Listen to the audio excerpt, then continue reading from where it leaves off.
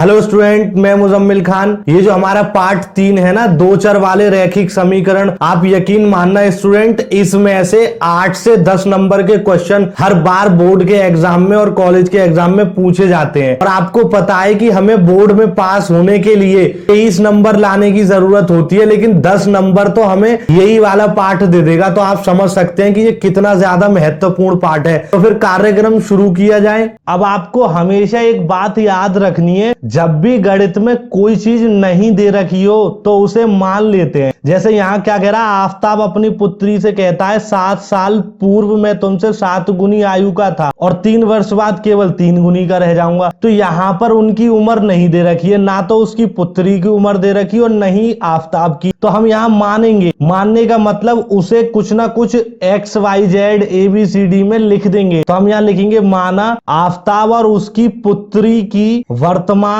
आयु X, Y वर्ष है। इस तरीके से हम लिख देंगे, हमें सहूलियत हो जाएगी। इस सवाल में 2 कंडीशन दे रखी है। पहले दे रखी है 7 साल पूर्व और दूसरी दे रखी है 3 वर्ष बाद। तो सबसे पहले हमें लिखनी पड़ेगी पूर्व की कंडीशन। तो पूर्व का मतलब पहले होता है, तो मैं यहां पर लिख रहा हूं 7 साल पूर्व। तो देखो आपको पता है कि आफ्ताब की उम्र है X और उसकी बेटी की उम्र है Y, ठीक है। तो आप मुझे बताइए, जैसे अभी इस समय आपकी उम्र 16 साल है, तो 7 साल पहले तुम्हारी उम्र कितनी होगी? 16 में से 7 जाएगा तो कितना बचेगा? 9। तो 9 साल की तुम्हारी उम्र होगी। तो यहाँ पर हमने उम्र घटाई है पहले की कंडीशन में, तो यहाँ पर हमें आफ्ताब की उम्र में से 7 साल घटाने पड़ेंगे। तो बेटी की भी 7 साल घटाने पड़ेंगे। आज से 7 साल पहले बेटी की भी उम्र कम होगी, ठीक है। फिर वो कह रहा है तुमसे 7 गुनी आयु का था। इसका मतलब मान लीजिए बेटी की उम्र जो भी है उसमें 7 से गुणा कर देंगे, तब वो उम्र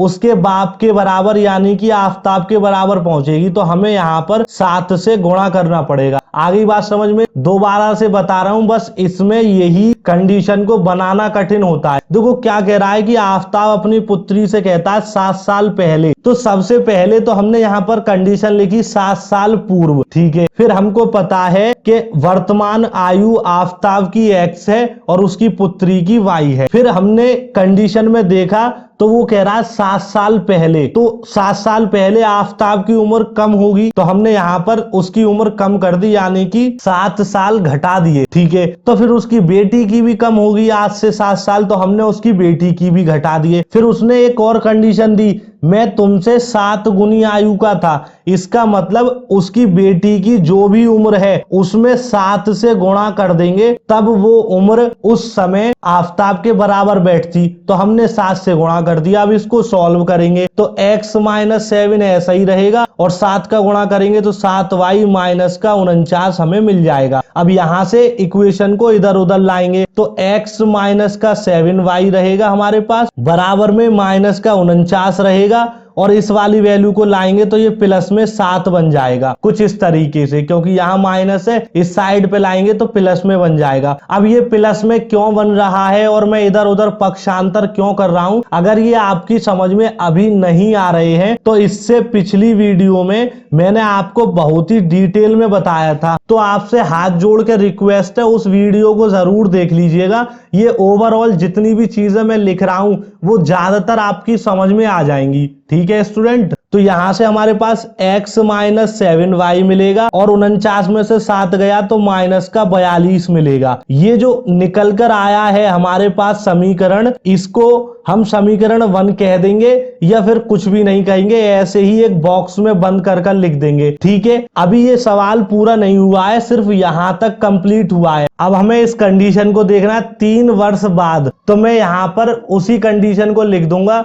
यहां लिखूंगा 3 वर्ष बाद। इस तरीके से आपको जब भी जो भी कंडीशन दे रखी हो उसको लिख देना है, ताकि टीचर को समझ में आ जाए कि आपने कैसे किया है। अब से 3 वर्ष बाद, तो अब की आफ्ताब की उम्र X है क्योंकि अब का मतलब वर्तमान, और उसकी बेटी की उम्र है सिर्फ और सिर्फ y, तो 3 वर्ष बाद, तो आज अगर आपकी उम्र 16 साल है तो 3 साल बाद कितनी हो जाएगी? 19। इसका मतलब जुड़ रही है आपकी उम्र, तो यहाँ पर 3 साल हम ऐड करेंगे। तो जब 3 साल यहाँ ऐड करेंगे तो उसकी बेटी की उम्र में भी 3 साल ऐड कर देंगे। फिर उसने एक और कंडीशन दी है, तुमसे केवल 3 गुनी आयु का रह जाऊंगा। इसका मतलब उसकी बेटी की उम्र जो भी होगी उसमें 3 से गुणा करेंगे, वो बराबर होगी आफताब की उम्र के आज से 3 साल बाद। तो यहाँ पर 3 से गुणा करेंगे। अब फिर इस इक्वेशन को बनाएंगे, x + 3 बराबर में 3y प्लस में 9। अब यहां से हमारे पास वैल्यू मिलेगी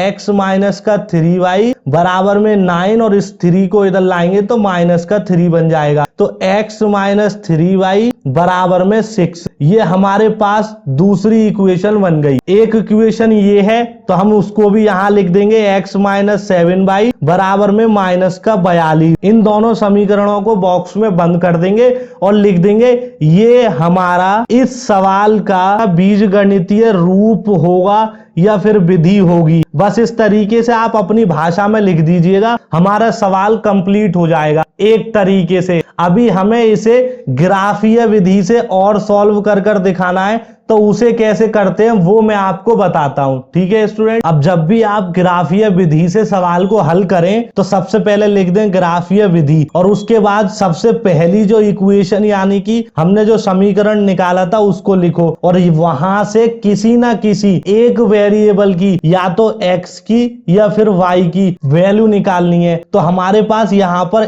x खाली दे रखा है, वो भी प्लस का, तो हम x की ही निकालेंगे ज्यादातर। तो यहां से माइनस का 42 तो हमारे पास कुछ इस तरीके से रहेगा, और ये वैल्यू हो जाएगी प्लस का 7y इस साइड पर जाने पर। तो इसको हम ऐसे भी लिख सकते हैं, x बराबर प्लस का 7y और माइनस का 42, कुछ इस तरीके से। तो प्लस हटा देंगे हम इसका, तो हमारे पास वैल्यू मिलेगी x बराबर 7y माइनस का 42। ठीक है, इसको हम बॉक्स के अंदर बंद कर लेंगे थोड़ी देर के लिए, ध्यान रखना। उसके बाद हमें दूसरा समीकरण मिला था, x माइनस 3y बराबर में 6। अब यहां पर फिर से x खाली मिला है प्लस का, तो हम x की ही वैल्यू निकालेंगे, तो 6 + 3y मिलेगा हमें। तो यहां से हम लिख सकते हैं x बराबर में 3y प्लस का 6, और इसको भी हम बॉक्स के अंदर बंद कर देंगे। ग्राफीय विधि सिखा रहा हूं, ध्यान से समझना। तो हमारे पास इन सभी वैल्यूओं में से सिर्फ और सिर्फ ये दो वैल्यू काम की हैं इस समय, एक x बराबर 7y माइनस का 42 और दूसरी x बराबर 3y प्लस का 6। अब हमें करना क्या है कि इन दोनों समीकरण से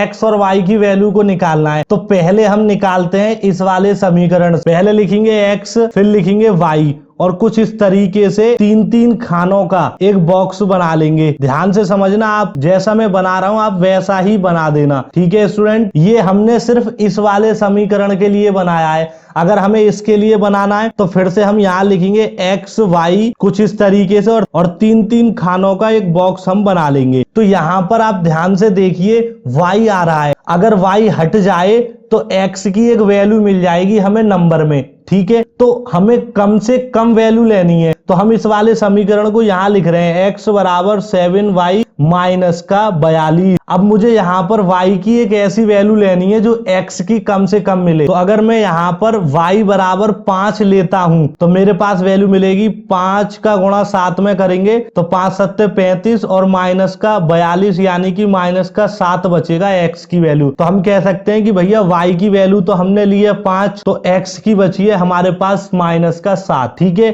अभी कम से कम मिली है क्योंकि -7 कम होता है। फिर अगली बार क्या वैल्यू लें, अगली बार 6 ले लेंगे। आपके ऊपर निर्भर करता है आप क्या वैल्यू लेते हैं। समीकरण को देखिए और यहां पर कम से कम वैल्यू बचनी चाहिए। तो देखो यहां पर भी 5 मिली और यहां -7 मिली। जितनी ये दोनों वैल्यू कम होंगी उतना ही छोटा ग्राफ बनेगा, और जितनी ये वैल्यू बड़ी होंगी उतना बड़ा ग्राफ बनेगा। तो अगली बार अब मैंने 6 ले ली तो मेरे पास वैल्यू हो जाएगी 7 छिक्के 42, क्योंकि y की जगह 6 रखूंगा तो मेरे पास 42 में से 42 जाएगा तो 0 मिलेगा। तो x की वैल्यू मिली 0, कब, जब y की वैल्यू थी 6। इस तरीके से हमें इन बॉक्सों में भरनी पड़ती है। अब अगली बार मैं ऐसी क्या वैल्यू लूं y की, मैं y की वैल्यू ले लेता हूं 7, तो मेरे पास वैल्यू हो जाएगी 7 गुणा 7 माइनस 42, यानी कि 7 7 49, 49 में से 42 गया तो प्लस का 7 बचेगा। तो x की वैल्यू निकल कर आई है 7 और y की भी थी 7। और आप जितनी चाहें उतनी वैल्यू निकाल सकते हैं। मैंने 3-3 का बॉक्स बनाया है, 3-3 वैल्यू निकालेंगे। आप चाहो तो सिर्फ 2-2 भी निकाल सकते हो, 3-3 भी निकाल सकते हो, 5-5 भी निकाल सकते हो, ये आपके ऊपर निर्भर करता है। पर 3 से ज्यादा मत निकालना, वक्त लगेगा। अब इस वाले समीकरण का काम खत्म हो गया। अब हमें इसके लिए निकालनी है, तो इस वाले समीकरण को मैं यहां लिख दे रहा हूं। क्या है, x बराबर में 3y प्लस का 6। तो अब मुझे सबसे पहले बताओ y की वैल्यू क्या लूं मैं, जो x की कम से कम वैल्यू मिले। वो वैल्यू ले लेते हैं -1। -1 लेने से क्या होगा कि 3 का गुणा -1 में करेंगे तो -3 प्लस 6 यानी कि 3 मिलेगा। तो y की वैल्यू जब मैंने -1 ली तब x की 3 मिली। अगली बार क्या लूं, -2 ले लेंगे। छोटी छोटी वैल्यू ले लेकर चेक करना है। तो -2 लेंगे तो माइनस का 6 और प्लस का 6 बराबर 0। तो y की वैल्यू -2 लेने पर x की वैल्यू 0 मिली। अब अगली बार फिर -3 ले लेंगे। -3 लेंगे तो माइनस का 9 और प्लस का 6। अब -9 में से 6 जाएगा तो माइनस का 3 बचेगा। तो y की वैल्यू जब हमने -3 ली तो x की वैल्यू भी -3 मिली। तो आपको एक बात और ध्यान रखनी है कि जब भी आप 3-3 वैल्यू निकालेंगे तो लास्ट की वैल्यू दोनों की सेम आएगी। देखो यहाँ पर भी 7-7 सेम मिली, यहाँ पर भी -3 सेम मिली। इसी तरीके से एक ऑर्डर से आपको वैल्यू लेनी है। जैसे मैंने पहले ली 5, 6, 7, फिर मैंने यहाँ पर ली -1, -2, -3। इसी तरीके से आपको ढूंढ कर लेनी है वैल्यू। ध्यान रखना, अगर ये वैल्यू गड़बड़ी हो गई, अलग अलग आई, तो दिक्कत हो सकती है सवाल में। अब हमें सिर्फ और सिर्फ ग्राफ बनाना है, ठीक है? तो ध्यान से समझना ग्राफ कैसे बनाते हैं। अब जब भी आप ग्राफ बनाने जाएं तो आपको सबसे पहले लिखना पड़ेगा समीकरण 1 x बराबर 7y माइनस 42 से प्राप्त बिंदु। समीकरण 1 की जो भी बिंदु थे वो ये थे, तो हमने इसी के बारे में लिखा है। और यहां से बिंदु लिखेंगे a, ब्रैकेट के अंदर x की वैल्यू कितनी है -7, तो y की कितनी थी 5। एक बिंदु मिला, फिर कॉमा लगाएंगे, फिर लिखेंगे b। दूसरे बिंदु में x की वैल्यू कितनी है 0 और y की कितनी थी 6। फिर c बनाएंगे और c में x की वैल्यू कितनी थी सबसे पहले 7, फिर y की वैल्यू भी थी 7। ये बिंदु हमें प्राप्त हुए थे पहले वाले पॉइंट से। ध्यान रखना, आपको ऐसे ही लिखने हैं, ठीक है स्टूडेंट? सबसे पहले x के लिए लिखते हैं, फिर y के लिए, फिर x के लिए, फिर y के लिए। अभी ये हमने समीकरण 1 के लिए लिखे हैं, तो यहाँ पर समीकरण 2 के बारे में भी लिखना बाकी है। तो हम यहाँ लिखेंगे समीकरण 2 x बराबर में 3y प्लस का 6 से प्राप्त बिंदु। तो इससे कौन कौन से बिंदु प्राप्त हुए वो आप यहाँ देख सकते हैं। तो अब c तक तो हो गया, तो यहाँ लिखेंगे d। आगे का d, x की वैल्यू 3 है तो y की -1 है। फिर e में x की 0 वैल्यू है तो y की -2 है। और फिर उसके बाद f, x की वैल्यू -3 है तो y की वैल्यू भी -3 है। अब आप इस वाली वैल्यू को उतार लीजिए, क्योंकि अब मैं आपको बस ग्राफ बनाना बताने वाला हूं। वही एक हमारा लास्ट काम बचा है इस सवाल का।